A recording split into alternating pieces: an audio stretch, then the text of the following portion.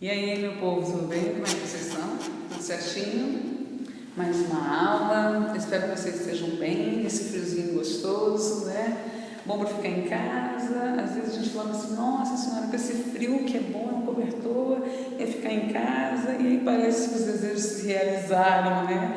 A gente está com frio e ficando em casa, mas a gente não pode perder o foco e continuar aí nossos estudos. A gente não pode deixar a peteca cair, né? Pode ficar em casa, tomando seu chá, tomando seu café, tomando sua sopinha, comendo aquele bolo de chocolate enorme, né? Muito bom. Mas vocês precisam focar também em estudar, em fazer os exercícios, né? Fazer os resumos, verificar o que é importante, o que não é, dentro desse processo todo.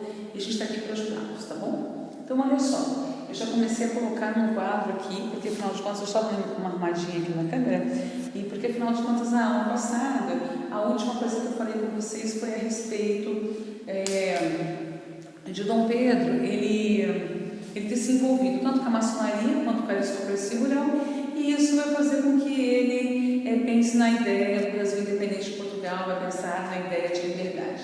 E aí eu já começo a colocar aqui em cima para vocês a independência.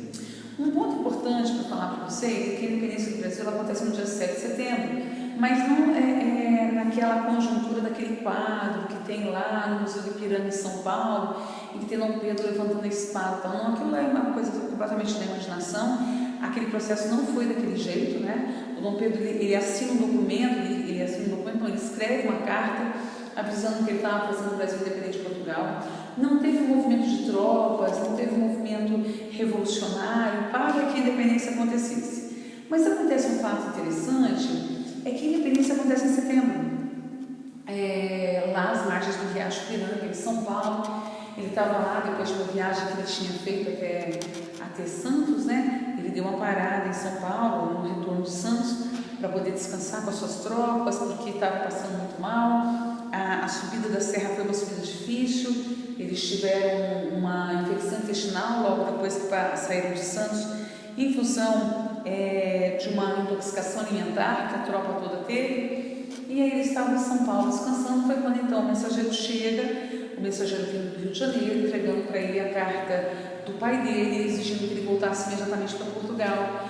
E aí eles tinham que tomar uma decisão. Então é nesse momento que ele escreve uma carta para o pai dele, falando que não iria voltar para Portugal, que o pai dele não iria transformar o Brasil em uma nova colônia, recolonizar o Brasil, uma nova colônia, não, recolonizar o Brasil. E ele estava decretando o Brasil independente. Muito bem, muito legal e tal. Só que tem uma coisa interessante nisso, é que em junho desse mesmo ano, o Dom Pedro já tinha mostrado que ele ia fazer a independência do Brasil. Por que a gente sabe disso? Porque em junho de 1822, ele já tinha convocado uma assembleia. Ele já tinha feito aqui no Brasil um processo que você começava a perceber que ele já estava com a intenção de transformar o Brasil independente, exatamente porque ele convoca uma eleição, e nessa eleição ele vai escolher quem? Uma assembleia. Se você escolhe uma assembleia para o seu país, no país que você está, obviamente você tem intenção de quê? De se escolher leis, de se, na verdade, elaborar leis, não escolher, mas se elaborar leis, de se votar um processo de leis aqui, fazer uma constituição. Então, quando você faz a assembleia, você fala, opa, alguma coisa, né, tá rolando aí. Então, se o nosso país ele era colônia de Portugal, se dependia de Portugal, não tinha muita lógica ele chamar para fazer uma assembleia. Tem uma lógica, se você entende, que ele está super intencionalizado em criar uma circunstância de independência do país, tá? Bom, mas oficialmente a independência vai ser no dia 7 de setembro, lá às margens do Riacho Ipiranga. Quando ele faz a independência, a carta que ele escreveu falando que o Brasil estava independente, ela sai lá de São Paulo, vem até o Rio de Janeiro, chega até Leopoldina e José Bonifácio, que era um amigo dele, e aí, a hora que eles recebem essa carta, eles resolvem fazer uma preparação de uma festa, para a hora que o Dom Pedro chegasse no Rio, ele fosse homenageado pelo ato de bravura que ele teve, de romper, né, com os laços da metrópole, com os laços metropolitanos, dando essa independência do Brasil e fazendo essa mudança toda, né? Aí Dom Pedro chega no Rio de Janeiro, depois, isso em setembro, né? Em outubro ele é colocado como imperador perpétuo do Brasil, aí feito várias homenagens para ele lá e tudo mais. Mas assim, primeiro ponto, toda vez que a gente fala de independência do Brasil, as pessoas falam assim, nossa, mas a independência do Brasil não teve guerra, não teve nada. Independência dos Estados Unidos teve porradaria pra caramba, eles tiveram guerra sim, verdade. Os Estados Unidos eles tiveram guerra para que conseguissem a independência deles. A gente não precisou de uma guerra para conseguirmos a nossa independência, a gente não precisou de uma guerra para isso. Agora, não pode se dizer que a gente foi um movimento completamente pacífico, porque se a gente falar a independência do Brasil foi um movimento completamente pacífico, a gente está equivocado. E por que estamos equivocados?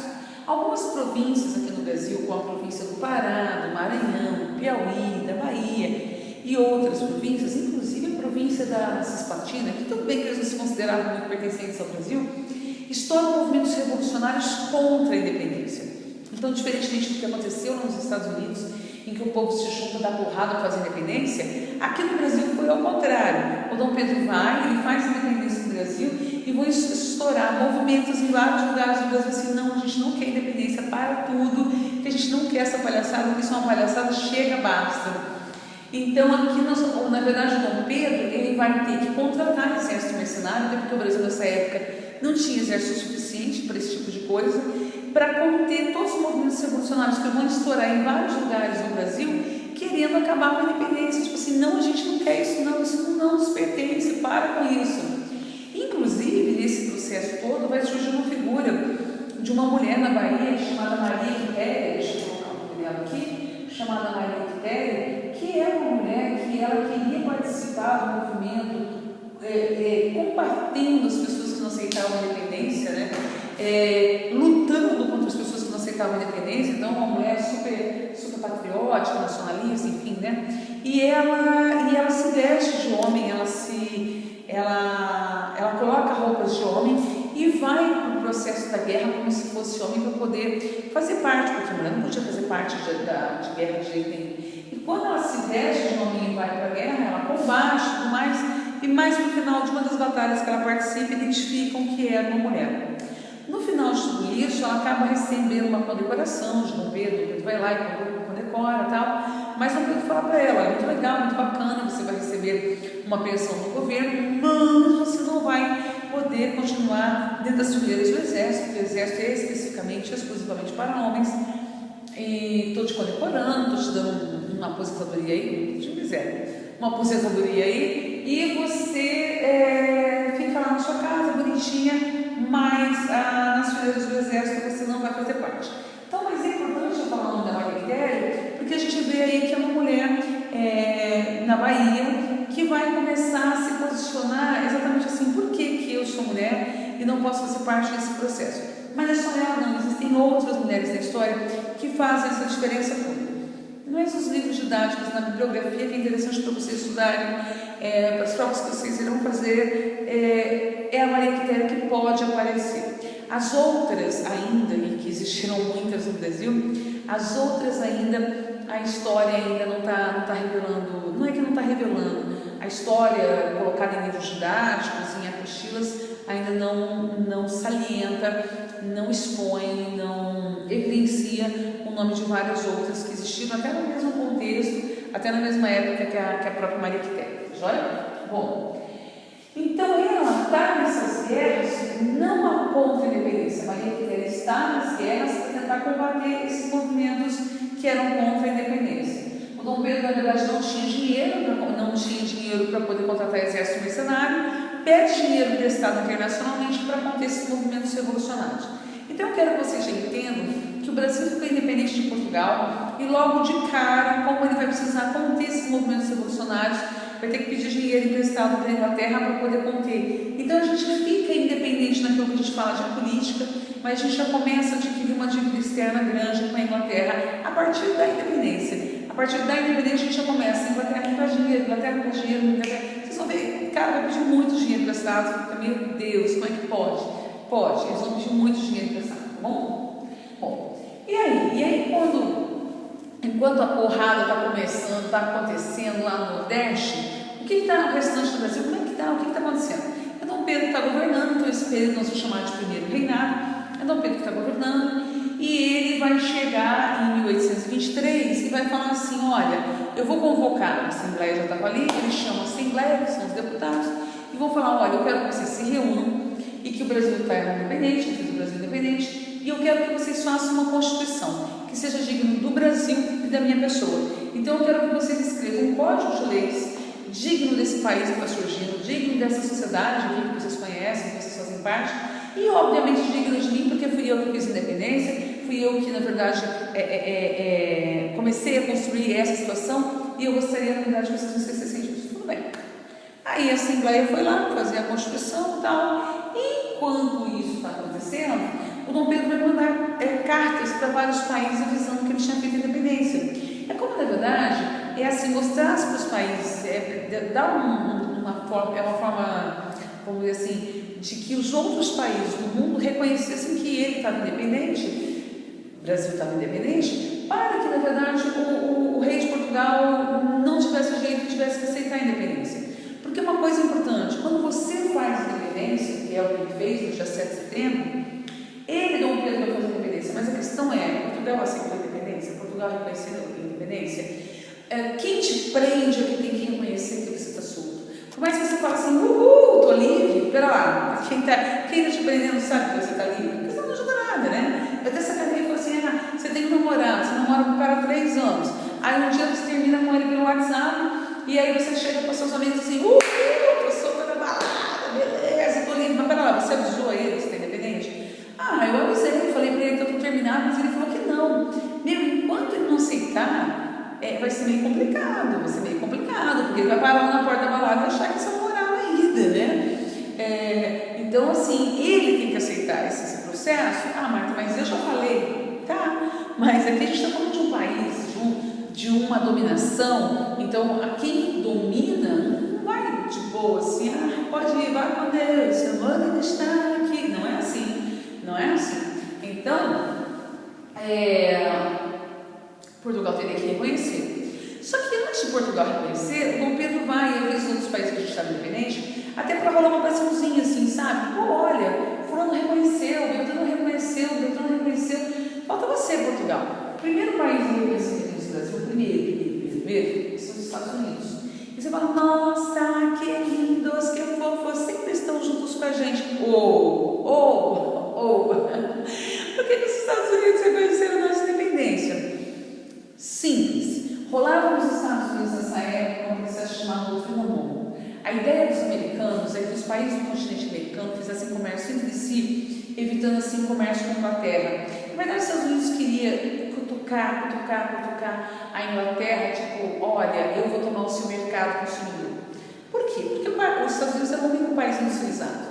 Então, se os Estados Unidos eles fazem a doutrina Monroe aqui na América, todos os países do continente americano passariam a fazer comércio entre si, e óbvio que quem seria beneficiado seriam os Estados Unidos, porque eram os únicos que eram industrializados.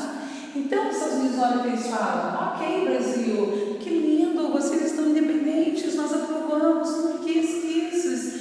E você fala, nossa, que legal, porque na verdade eu tinha intenção de iniciar um processo de comércio e negociação com a gente o tempo todo, porque eles estão nessa ideia de América para os americanos, que é a doutrina Monroe, ou seja, dos países do continente americano estabelecerem comércio entre si, evitando assim o comércio com países europeus e enfraquecendo o comércio com a Inglaterra, né? Bom, o segundo país a reconhecer a independência do Brasil é a Argentina, que na verdade a gente não tem uma barganha aí, e aí depois a gente tem a Inglaterra como um país que vai reconhecer a nossa independência.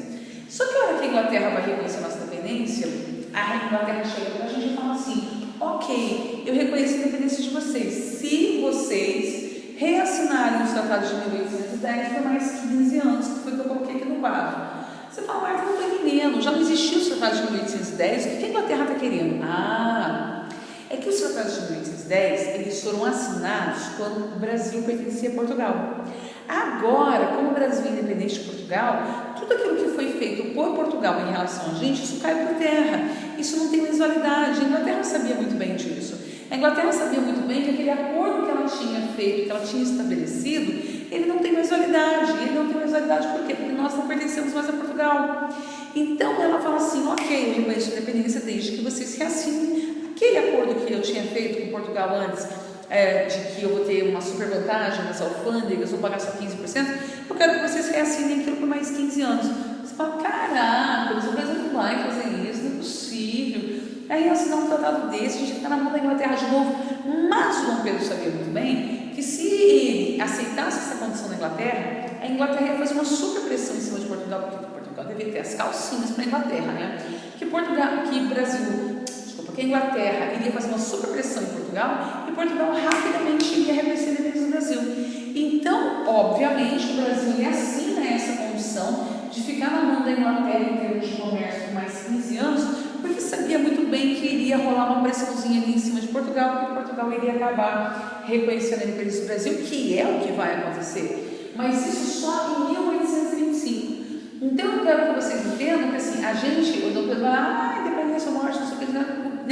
Assinou o documento, a gente foi independente, bacana. Só que Portugal só vai reconhecer efetivamente, oficialmente a nossa independência em 25 e não em 22. A gente vê isso em várias independências, né? Por exemplo, quando a gente estuda a independência dos Estados Unidos, a independência dos Estados Unidos, a guerra acaba em 81, mas o reconhecimento só vai ser em 83, né? Em 1783. Aqui a mesma coisa, a independência é feita em 1822, mas Portugal só reconhece essa independência em 1825.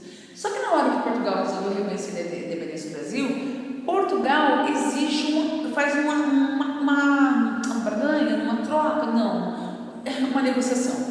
Portugal vai fazer uma negociação com o Brasil. E a negociação é a seguinte, ok, vocês querem independência? Eu vou dar a independência para vocês, bacaninha, show, show, show. Só que, detalhe, eu exijo que vocês me paguem 2 milhões de libras esterlinas e que concedam ao Dom João o título de imperador honorário, imperador perpétuo do Brasil. Bom, o que seria o título de imperador honorário, o imperador perpétuo do Brasil? Ou seja, que existiria uma família real aqui no Brasil, mesmo que ele fosse embora, é considerado família real, independente de que circunstância que fosse, para sempre, né? Então, hoje no Brasil, por exemplo, em 2020, a gente tem uma família real no Brasil, né, que são os descendentes dessa família, que não tem poder nenhum, que não tem função política, administrativa, de relevância no Estado-nação nenhuma, entendeu? Mesmo que tem um monte de gente aí que queira que volte à monarquia, mas efetivamente a gente é uma república, né? E que a gente deveria pagar para Portugal um valor de 2 milhões de libras esterlinas.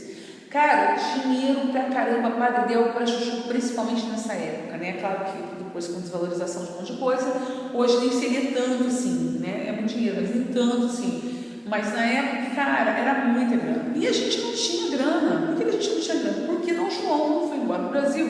Ele roubou o banco do Brasil, deixou a gente sem nenhum centavo. Então, ou seja, o rei de Portugal aceita a nossa independência desde que nós pagássemos um valor para ele que nós não tínhamos esse valor.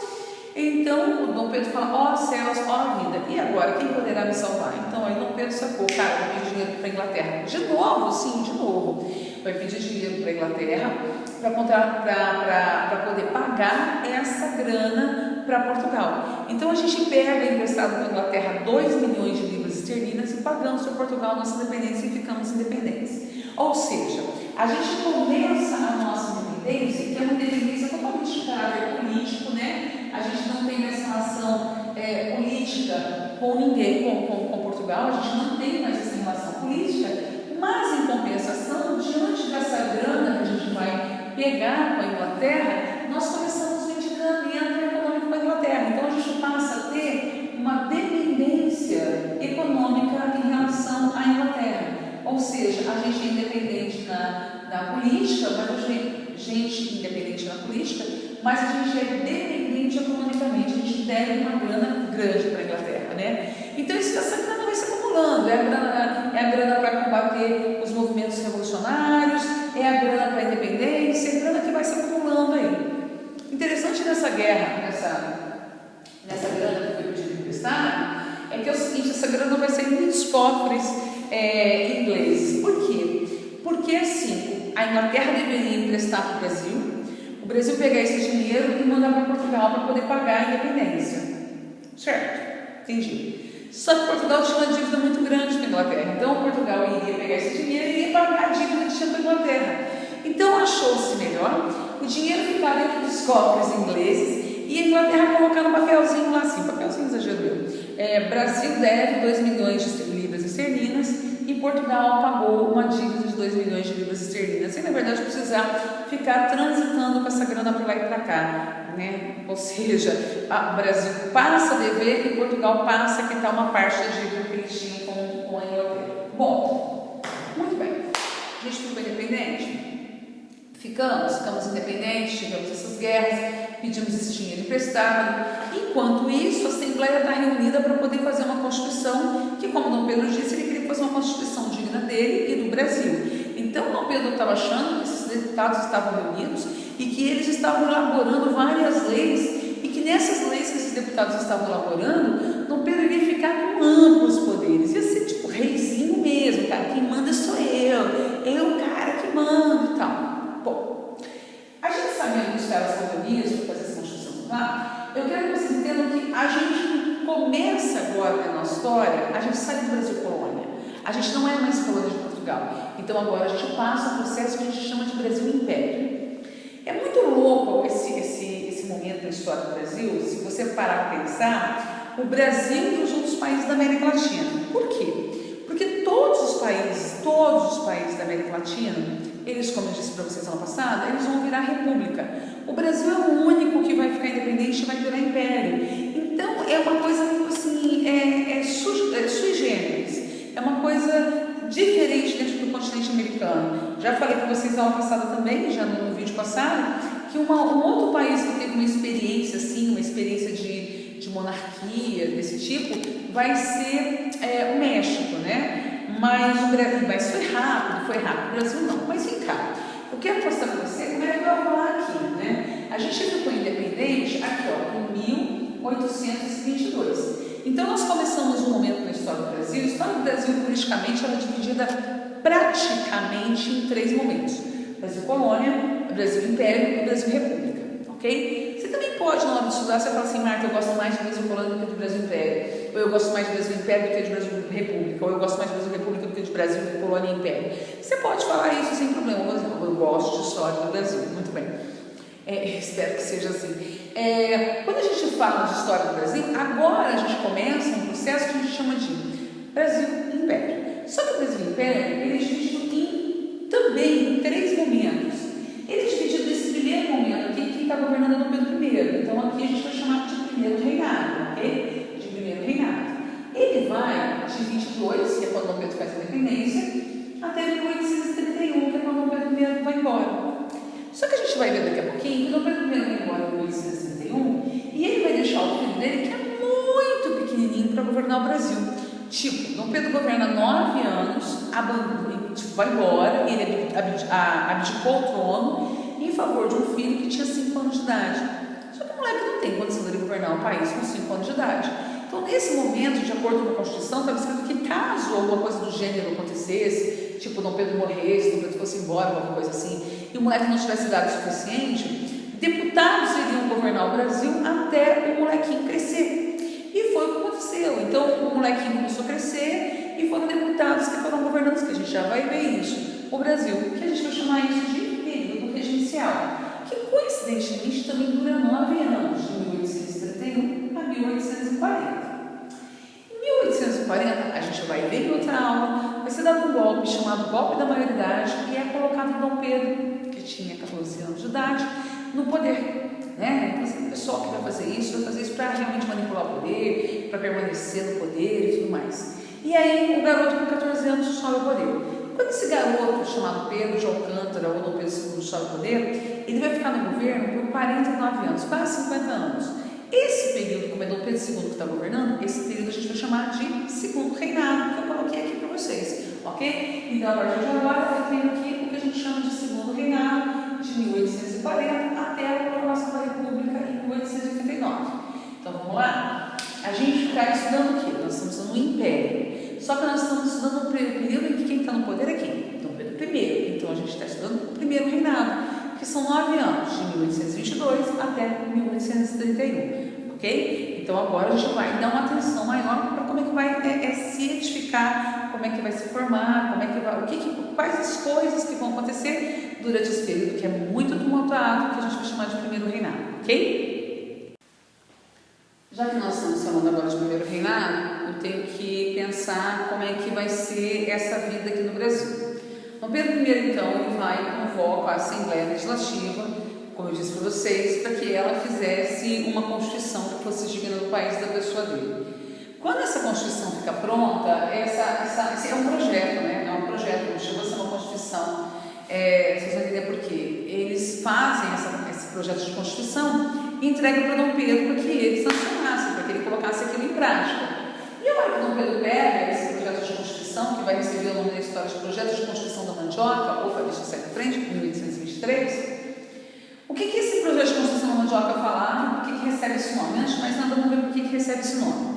Esse projeto de Constituição falava que a partir de agora no Brasil iriam ter eleições, e essas eleições elas seriam censitárias, então o voto seria censitário e aberto, né? Ele não é um voto secreto, ele é um voto aberto.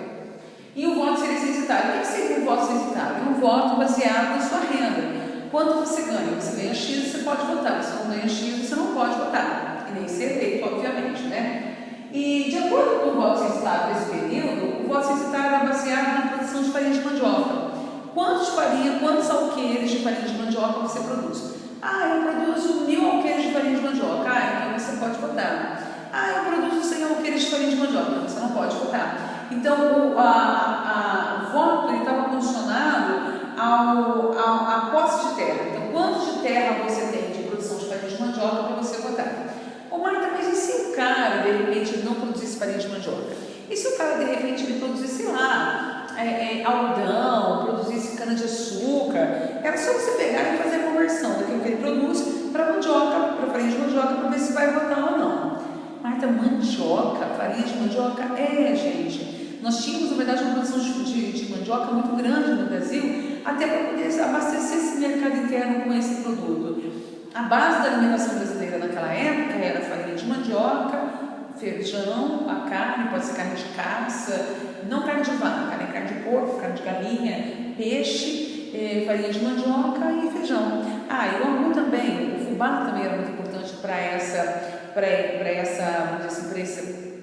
base alimentar que nós tínhamos nessa época, tá? Então, o voto ele era baseado nessa produção de farinha de mandioca. Mesmo que você não fosse produtor de farinha de mandioca, eu faria a conversão para ver se você pudesse votar ou não. Só que nesse projeto de Constituição, ao invés, na verdade, dos deputados colocarem poder para Dom Pedro, como Dom Pedro pediu, Dom Pedro falou que queria que a Constituição fosse a cara dele, porque ele fez independência, então ele queria um foco em cima do poder dele. Os deputados, na hora que se reuniram, ao invés eles se dedicarem a desenvolverem leis para dar poder ao Dom Pedro, eles desenvolveram leis que deram poder a eles. E a hora que Dom Pedro pega a Constituição e começa a ler a Constituição, fala, cara, isso está errado. Como é que vocês vão dar poder para vocês? Eu quero poder para mim. Isso é um absurdo, isso é um insulto. Vocês, na verdade, eu chamei e falei para vocês que eu queria que vocês fizessem uma Constituição digna do Brasil da minha pessoa, e vocês fazem uma Constituição digna de vocês apenas. Dom Pedro ficou revoltadíssimo e resolveu dissolver a Assembleia. Aí dissolveu a Assembleia, mandou para cá, todo mundo no cu, chega, acabou, não sei o quê. Só que os deputados ficaram revoltadíssimos, falaram, não, a gente vai botar essa Constituição em prática, a gente vai colocar essa Constituição em vigor. E aí, a hora que os deputados resolvem permanecer e botar essa Constituição em prática, eles se trancam na Assembleia, e ficam ali na Assembleia a noite toda, na expectativa que acontecesse algo parecido com o que aconteceu com a Revolução Francesa, né? E na Revolução Francesa, o terceiro estado se tranca dentro de uma sala e fala que estava ali para fazer a Declaração dos Direitos do Homem e Cidadão. E aí o rei manda cercar a sala, a população não se revolta, estoura a Revolução, estoura a tomada da Bastilha, né? E esses caras aqui, eles só fazendo essa coisa, eles vão se trancar na Assembleia e falar, vamos sair daqui, só a hora de colocarmos isso em prática e tal. Na expectativa de que o povo nas ruas da capital, Rio de Janeiro, se revoltasse, pegasse arma, fizesse, acontecesse, você só ouvia o silêncio da noite, só mais nada. Ninguém saiu para a rua, ninguém pegou arma, ninguém fez nada. E no dia seguinte, então, a galera que ficou trancada nessa sala a noite toda, conhecida como Noite da Agonia, cada um foi para sua casa e teve que aceitar a situação do jeito que ela estava. Bom, aí Dom Pedro dissolveu a Assembleia, chamou 10 pessoas, super assim com ele, super amiguinho dele, chamou 10 amigos e falou assim: miguichos, amiguchos, fofuchos, linduchos, vocês vão se reunir e vão fazer uma Constituição digna do Brasil e da minha pessoa. Eu quero que vocês entendam que você não vai achar que esses 10 amigos de Dom Pedro vão ter que reelaborar um conjunto de leis enorme para o Brasil num prazo muito pequeno de tempo. Claro que não. Eles vão pegar aquela Constituição, o projeto de Constituição, na mandioca, que o Dom Pedro não aceitou de jeito nenhum, retirar aquilo que não dava poder para o Dom Pedro, né? Retirar e colocar poder. Então, assim, alguns itens que foram elaborados antes nem foram alterados, porque não falavam exatamente do poder de Dom Pedro e tal, nem foram. Agora, alguns, obviamente, foram alterados para esse Dom Pedro, poder a Dom Pedro I. E entre esses itens, né, vamos lá, o que nos interessa? Que o voto vai ser censitário, continua censitário, e vai ser aberto, continua a mesma coisa, ele não vai ser crédito, ele é um voto aberto. E uma outra questão é que, ao invés de nós termos 3 poderes do Brasil, que foram aqueles 3 poderes pensados pelo filósofo Montesquieu, na época do iluminismo, né, que é o legislativo, o executivo e o judiciário, essa Constituição, a primeira Constituição brasileira, nós tivemos 7, e essa é a primeira só, essa primeira Constituição fala que nós vamos ter 4 poderes: executivo, legislativo, judiciário e moderador. Vamos ver o que é isso aqui? O poder legislativo faz as leis, né? Ou seja, elabora as leis. O poder executivo executa essas leis. O judiciário vai fazer o próprio julgamento quando tem algum problema para ser julgado. Ok? E esses 3 poderes, um não pode ter mais poder que o outro. Um não pode ser mais poderoso que o outro. Não, é exatamente a igualdade entre os 3 poderes. E nessa Constituição existia um poder chamado poder moderador, que é o poder que era dado apenas para o imperador. E que poder é esse? Esse poder fazia o seguinte: com que o Dom Pedro pudesse tirar os juízes a hora que ele quisesse. Esse juiz, ele não aprovou aquilo que eu quis, vou tirar ele do poder. E tirava e colocava outro. Os deputados malvados não aprovaram o meu projetinho. Aí dissolviam a Assembleia, dissolviam o Legislativo e convocavam uma nova Assembleia. Então, esse poder moderador era um poder que dava para Dom Pedro aquele poder assim: eu sou reizinho, quem manda aqui sou eu. Não só para ele, mas para qualquer imperador que subisse ao poder. Essa Constituição é uma Constituição do Império. Então, quando eu falo de poder moderador, eu quero que vocês entendam que é poder moderador tanto para Dom Pedro I quanto para Dom Pedro II, e se viesse outra pessoa governando como imperador, também teria esse privilégio, mais do que privilégio, esse poder enorme que é o poder moderador. O poder moderador é o poder que coloca os juízes e retira no poder a hora que quisesse. É o poder que tira o legislativo do poder a hora que quisesse. Marta, então ele não mandava no executivo? Ele também é o executivo, mas ele também podia dissolver o executivo das províncias. Então, por exemplo, um governador de uma determinada província que não acatasse as normas que ele colocava, ele podia retirar esse governador dessa província e colocar um outro no local. Então, é muito interessante, porque nós tivemos esse modelo de política durante o Império, vamos dizer, 1822 até 1889. Mesmo quando nós viramos república, em 1889, na memória coletiva da população menos instruída politicamente, algumas pessoas acreditam ainda que dentro de uma república em que você tem 3 poderes e que um não pode prevalecer sobre o outro, que existe um poder moderador. Então tem pessoas ainda que acreditam que o executivo ele tem um poder moderador, que é um cara que pode falar: não, eu mando, eu vou fazer, eu vou acontecer, sendo que ele tem que respeitar, na verdade, todos os outros membros do Legislativo e do Judiciário, porque eles são representantes legítimos da população. Uma pessoa não representa a população. Não tem como uma pessoa representar a população.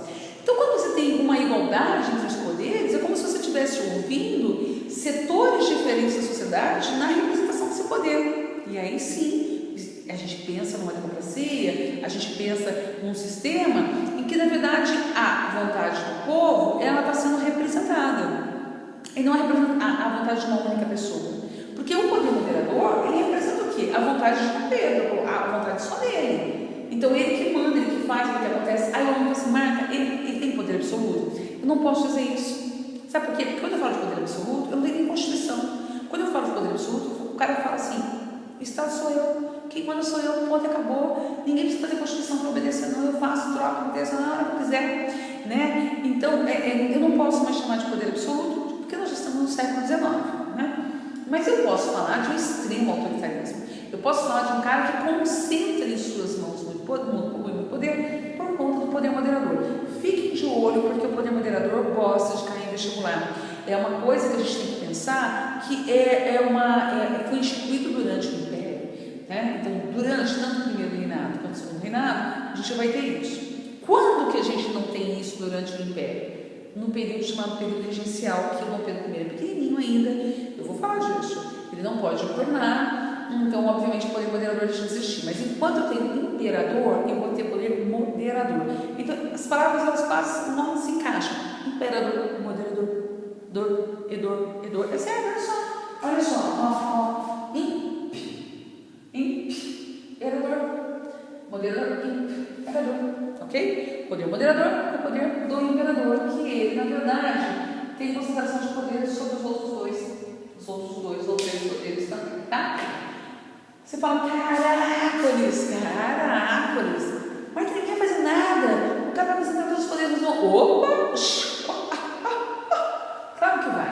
O Nordeste vai ferver na chama. O Nordeste vai, o quê? Tá pensando o quê? Oxe, bichinho, que isso? Pode deixar isso acontecer, não.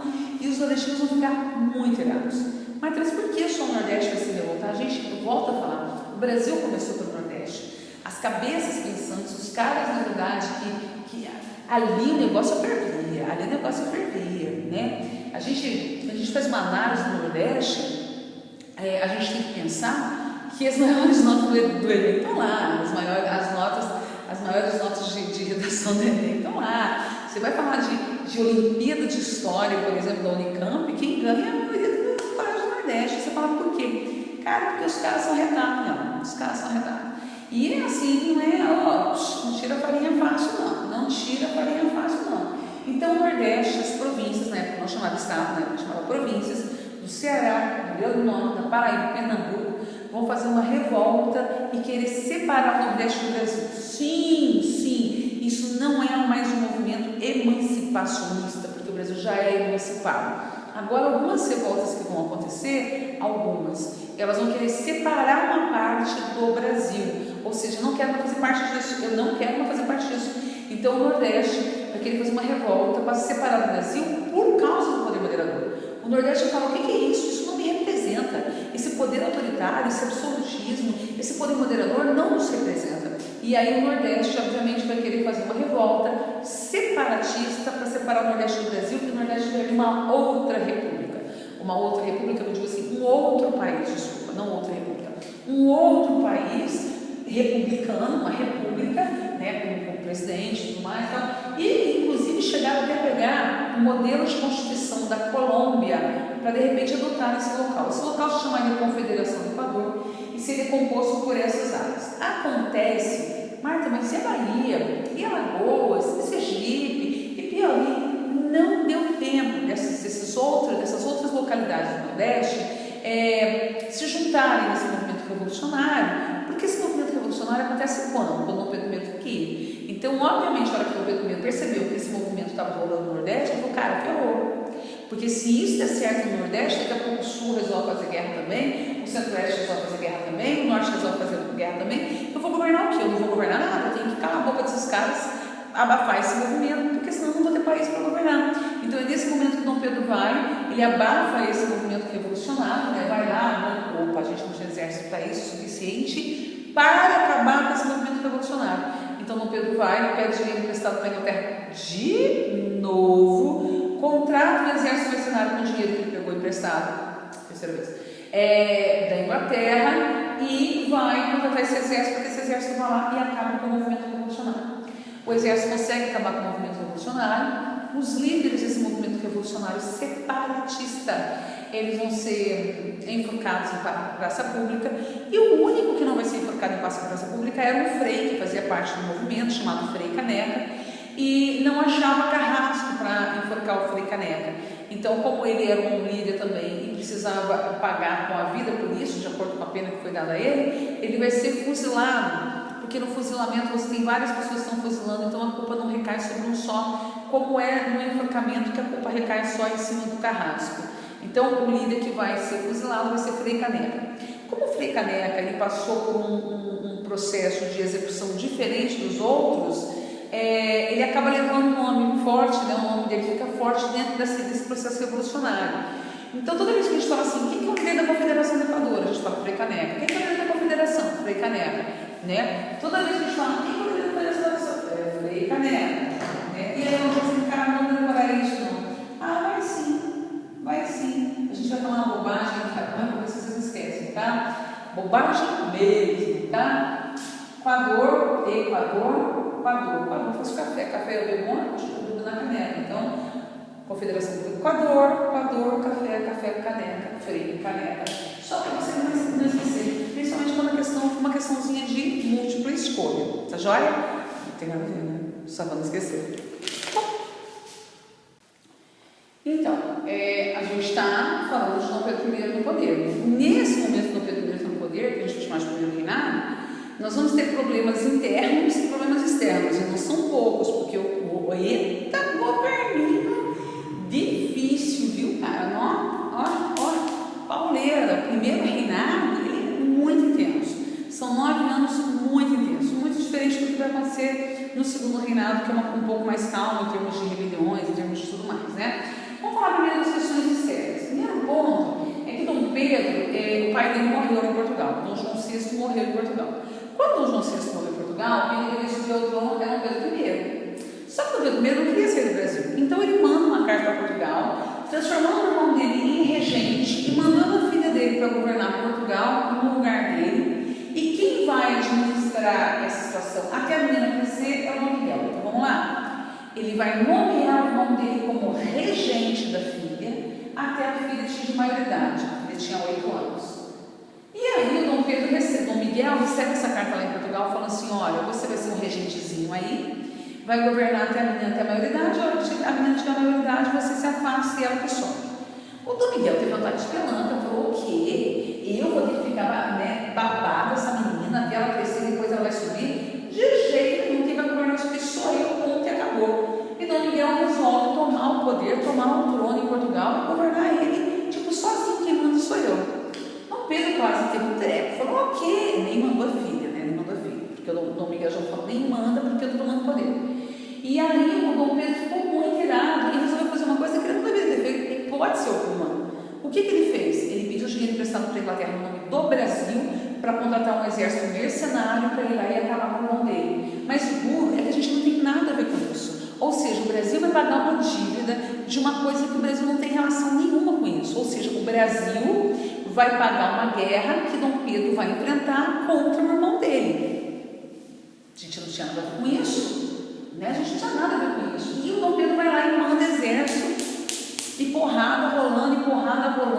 Esse exército tudo pago por quem? Por dinheiro que a gente pede emprestado para a Inglaterra para poder resolver isso, que é o problema dele e não o problema nosso. A gente está pagando uma coisa que a gente não tinha nada a ver com isso.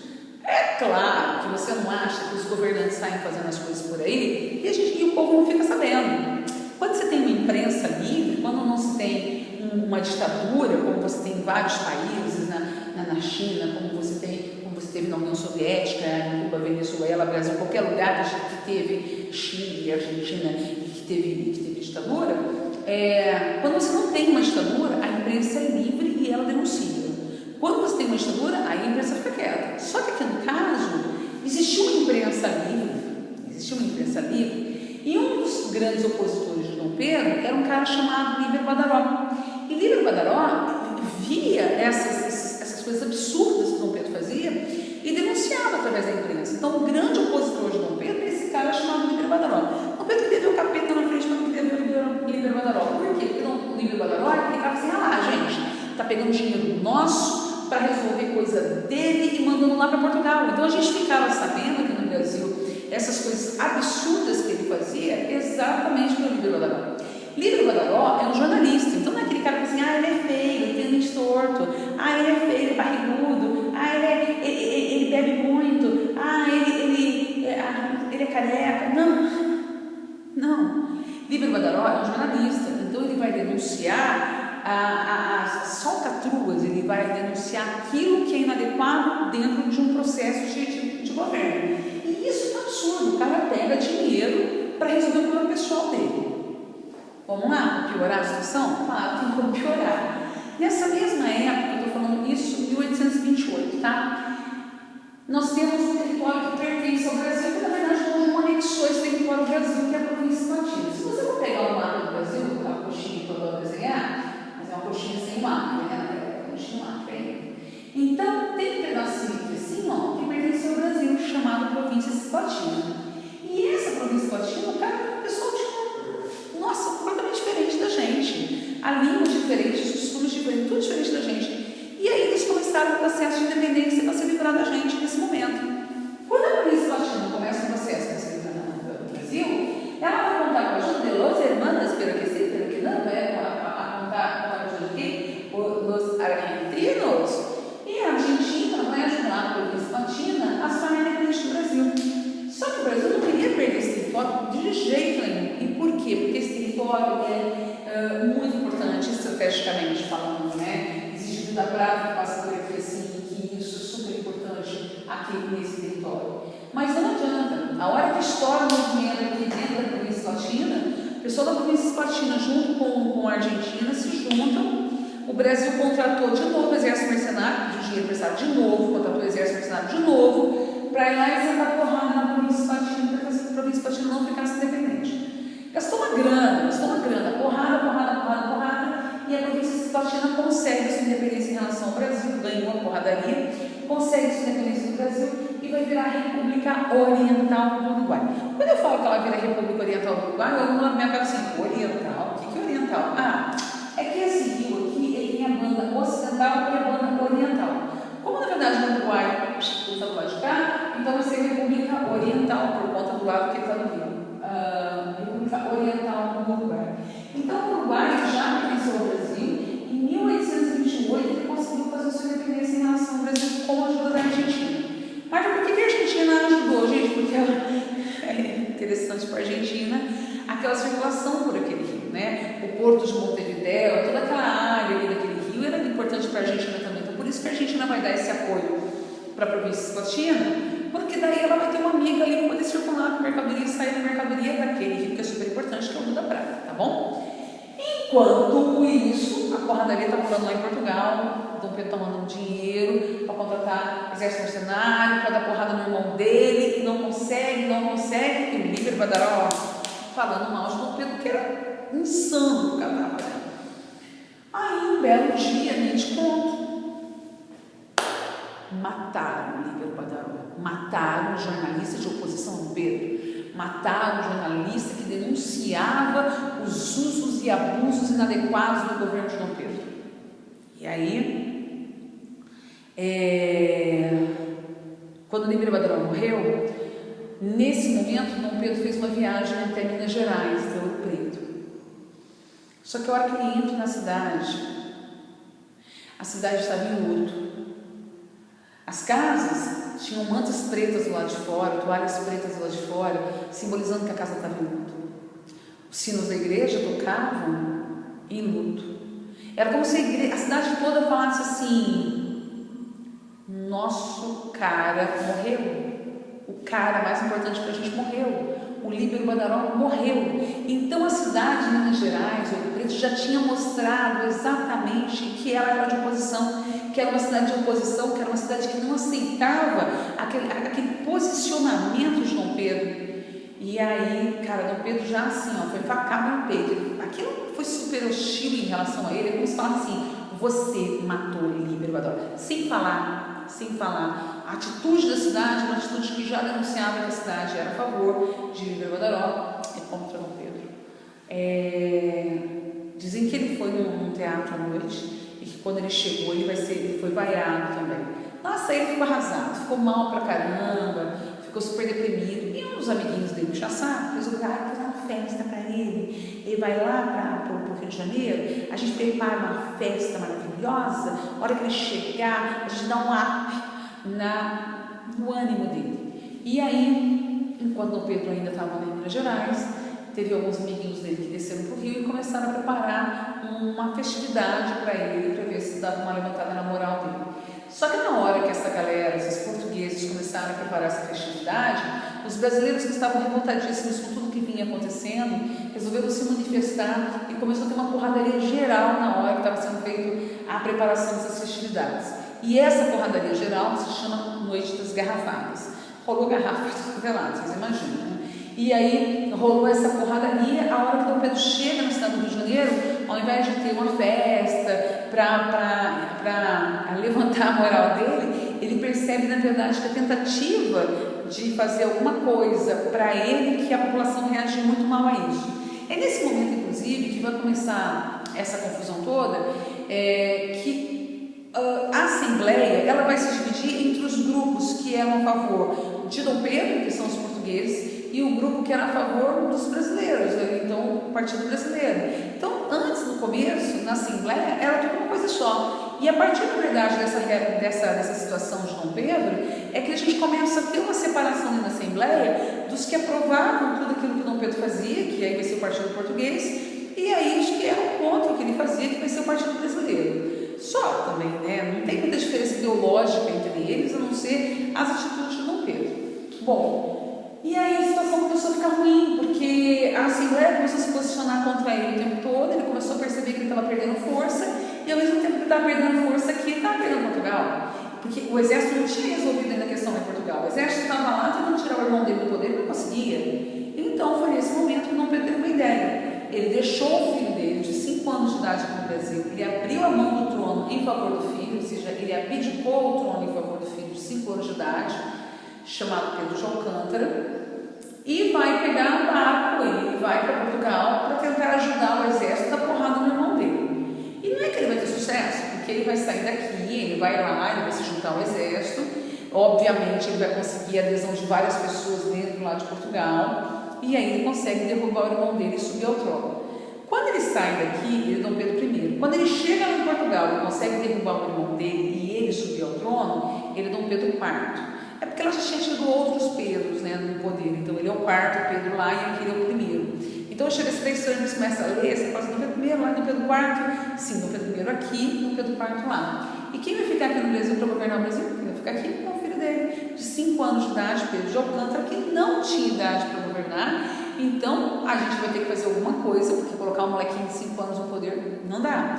Então vai ser feita uma reunião para poder colocar deputados no poder até o garoto atingir a maioridade. E esse período agora, que o Dom Pedro não está governando o Brasil, Dom Pedro I, e o outro pequenininho não pode governar, é um período que a gente chama de período regencial, que é o que a gente vai ver na próxima aula. Tá joia? Boa semana para vocês. Tudo de bom? Vamos estudar?